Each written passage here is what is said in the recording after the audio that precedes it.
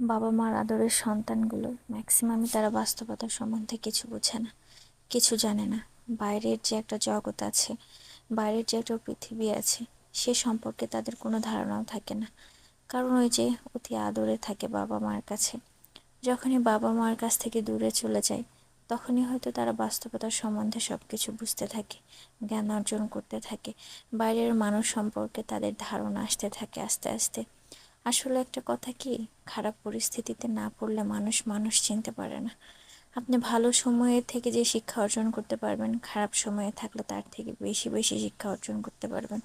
ভালো মানুষদের সাথে মিশলে যে শিক্ষা অর্জন করতে পারবেন, খারাপ মানুষদের সাথে যখন আপনার পরিচয় হবে, তার থেকে আরও অনেক কিছু শিখতে পারবেন।